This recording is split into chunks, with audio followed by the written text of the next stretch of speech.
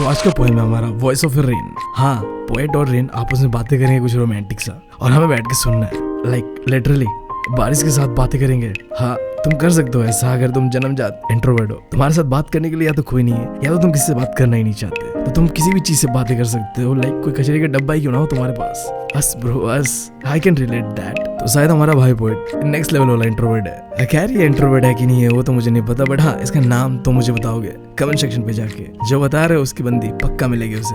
हाँ, नहीं बताने वाले ना सिंगल मरोगे मेरी तरह। खैर मैं हूँ तुम लोग का दोस्त और होस्ट बीवी। निकल चुका कि स्टोरी टेलर बनने की जर्नी पे। एक्सपर्ट नहीं हूँ, बट हाँ वो चीजें करने का ट्राई कर रहा हूँ जिससे मुझे अच्छा फील हो और तुम लोगों को ये स्टोरी मरते दम तक याद रहे। तो करते हैं शुरुआत।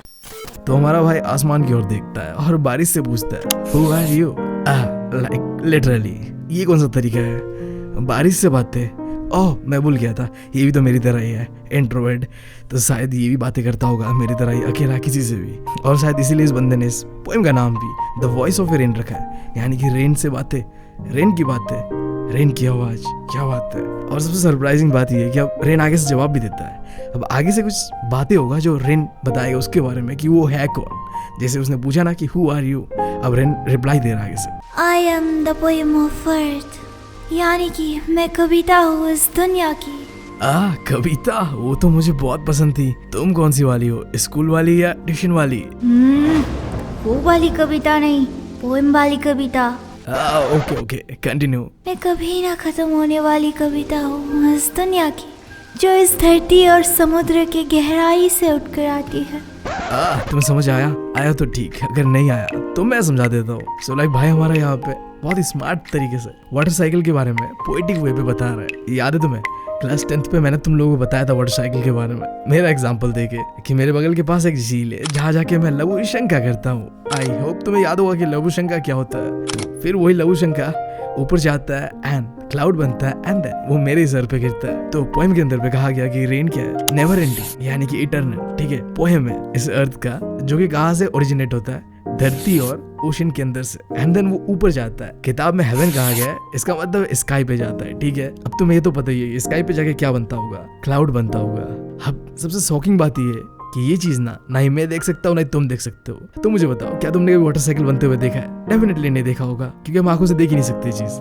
बट रुको एक ऐसी बंदी है जिसने देखी है भाई ये सब चीजें। सही में बता रहा हूँ, मैं मजाक नहीं कर रहा, मेरी बेइज्जती। ठीक है, लाइक लिटरली वो अभी कोई जंगल में जाके कोई स्कूल पे पढ़ा रही है। ठीक है, लिटरली चारों ओर पहाड़ है और जंगल है और एक नदी भी है पास पे। तो उसने मुझे एक फोटो भेजा था जहाँ धूप आता है। धूप आने के कारण क्या होता है, उस नदी का पानी जो होता है, जैसे गर्म पानी बैठाने के बाद एक भाप निकलता है ना, ऐसे भाप निकल रहा था। And then all of the sudden वो क्लाउड का फॉर्मेशन लेके ऊपर की ओर बढ़ता है और पूरा पहाड़ में all of the sudden cloud बन जाता है। क्योंकि हमारे यहाँ पहाड़ बहुत पास ही है तो आसानी से दिख गया वो। जब उसने ये सब बातें मुझसे की ना यार, मैं बहुत जेलस था कि मैं क्यों नहीं देख पाया। हाँ, समय मिला तो जरूर जाऊंगा उसके जंगल वाले स्कूल पे वाटर साइकिल देखने। खैर स्टोरी वापस आते हैं।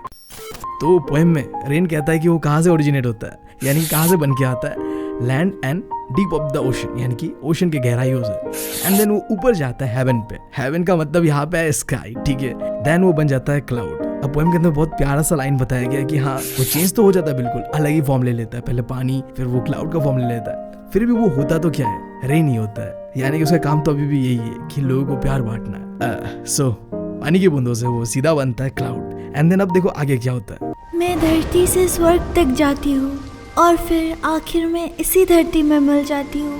बंजर जमीन धूल धब्बों को अपनी बूंदों से भिगा देती हूँ। हाँ, तो मैं ट्रांसलेट कर देता हूँ तुम लोग के लिए कि हमारी रेन साहिबा ने क्या कहा अभी। अगर मेरे तरह तुम्हारे भी सर के ऊपर से गया ये सारी चीजें, पानी की बूंदे ऊपर जाके पहले क्लाउड बनता है एंड देन वही क्लाउड नीचे आके गिरता है, रेन बनता है। और डिटेल यहाँ पे बताया गया कि बंजर जमीनों पे धूल धब्बों पे गिरता है और उन्हें धूल देता है। लाइक तुम्हें पता भी होगा वो इलाके जहाँ सूखे पड़े रहते हैं, एकदम रियल वाला पानी की किल्लत होती है ना, वहाँ के लोग ही समझ पाते हैं कि बारिश का क्या वैल्यू है। तो यहाँ भी यही बताया गया कि बारिश आते हैं और सूखे इलाकों पे गिरते हैं एंड जो भी धूल धब्बे होते हैं उन्हें धुल देते हैं। अब इसके आगे इस पोएम के अंदर सबसे इम्पोर्टेंट एंड प्यारा सा लाइन कहा गया है कि without me you all are just a seed. मेरे बिना ना तुम बस एक बीज हो, सीड हो। अब इसका मतलब ये है कि देखो इस दुनिया के अंदर में जो भी चीज़ है उन सबको चाहिए होता है पानी, मुझे, तुम्हें, इन पेड़ पौधों को।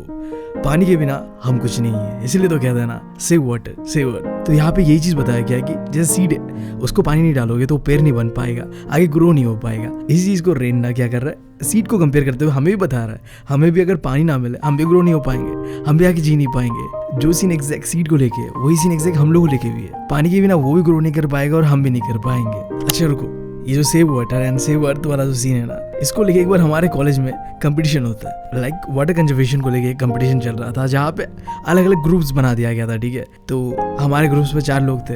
हमने ना बहुत ही ज्यादा मेहनत करके मस्त ड्राइंग बनाया, वो ड्राइंग जो कि प्योरली रिप्रेजेंट कर रहा था कि कैसे हम कंजर्वेशन करें पानी को। बट पता है हम सेकेंड आए, एंड जो फर्स्ट आया ना, लाइक उसका ड्राइंग बच्चे वाला था, लिटरली बता रहा हूँ बच्चे वाला था। हमने अपना ड्राइंग पे पूरा स्किल दिखा दिया और उसने अपना दिमाग का इस्तेमाल किया। हाँ उसका ड्राइंग बेकार था, बट उसमें लिखे हुए स्लोगन्स कमाल के थे, जो कि मैंने बाद में रियलाइज़ किया कि ड्राइंग तो बना दी हमने, बट अच्छा कोई स्लोगन नहीं डाला, कोई मैसेज ही नहीं था उसका। हाँ तो इसकी वजह से हमें फर्स्ट प्राइज़ नहीं मिला। खैर ये तो था मेरा कहानी। आगे इस पोएम पे आते हैं। अब देखो पोएम का कुछ आखिरी 2 लाइन है, दिन और रात और हमेशा ही ये जो साइकिल है, धरती से ऊपर गया, क्लाउड बना एंड देन पानी की बूंद बन के फिर से इस धरती पे वापस आ गया। ये चलता रहता है ताकि इस धरती को प्योर एंड ब्यूटीफुल बनाए रख सके। तो ये जिम्मेदारी बारिश के ऊपर ही है, यानी कि रेन के ऊपर है कि हमारा धरती हमेशा प्योर रहे एंड ब्यूटीफुल रहे। पता नहीं तुमने कभी ऐसा ऑब्जर्व किया है कि नहीं किया है, बट मैंने तो किया है। बारिश के खत्म हो जाने के बाद ऐसा फील होता है कि फ्रेश सा फील होता है, लाइक अपने आप पे भी एंड आसपास का जो एरिया होता है वो भी बहुत फ्रेश सा फील होता है। आई डोंट नो, शायद यही होता होगा प्योरिटी एंड ऑल। बारिश सिर्फ चीजों को नहीं धुलता, हमारे दिल को भी धुल देता है, हमारे मन को भी धुल देता है, सोल, हार्ट, एवरीथिंग। खैर अब इसके बाद सबसे कॉम्प्लिकेटेड लाइन देखो ये वाला। वैसे तुम अगर रीड करोगे तो तुम्हें अनाप शनाप कुछ भी समझ नहीं आएगा, बट तुम्हारे लिए मैं हूं ना, ट्रांसलेट कर दे रहा हूँ इसे। देखो पोएट अभी रेन को एक गाने के साथ, जो कि कोई पोएट या सिंगर लिखता है, उसे कंपेयर करा जा रहा है। अब जैसे एक सिंगर है या एक पोएट है जिसने पोएट्री या कोई गाना लिखा, वो कहाँ से निकलता है? उस पोएट या सिंगर के दिल से निकलता है, एंड देन वो दूसरों के पास जाता है, और या तो कोई लोग एंजॉय करेंगे उस गाने को या पोएट्री को, या फिर क्रिटिसाइज करेंगे। अगर तुमने कुछ गाना बनाया हो अरिजीत सिंह जैसा तो लोग झूम उठेंगे। अगर तुमने बनाया टोनी कक्कर जैसा कुछ गाना तो फिर गाली तो खाओगे। बट खैर जो भी हो, तुमने गाना तो दिल से बनाया, तो गाली गलौज या प्यार मिलने के बाद आखिर में चारों ओर से तुम्हें क्या ही मिलेगा? प्यार ही मिलेगा। लोग उस गाने को सहारने के बाद, एंजॉय करने के बाद तुम्हें चारों ओर से क्या देंगे? प्यार देंगे। एंड दैट्स हाउ गाना क्या होता है, एक साइकिल की तरह घूमता रहता है, एंड हमारा रेन भी वही साइकिल की तरह घूमता रहता है। तो इसी के साथ हमारा ये पोएम भी होता है खत्म। काफी छोटा था और काफी प्यारा भी था, जहाँ वाटर साइकिल के बारे में बताया गया कि कैसे वाटर साइकिल बनता है नहीं बनता है। बचपन से तुम पढ़ते आए हुए हो, ठीक है, बट यहाँ पे याद रखना कि वाटर साइकिल के बारे में सिर्फ बताया नहीं गया है, पानी का इंपॉर्टेंस को बताया गया है कि देखो पानी धुल देता है चीजों को, प्योर कर देता है। पानी के बिना हमारा कोई एग्जिस्टेंस नहीं है, हम है क्योंकि पानी है, रेन है। तो सही में अगर हो सके तो पानी को बचाओ, वाटर को कंजर्व करो, एंड चैनल को भी मेरे सब्सक्राइब कर लो इसी बात पे। तो ठीक है, चलता हूँ मैं, मिलता हूँ तुमसे अगली वीडियो में। Thank you, love you all.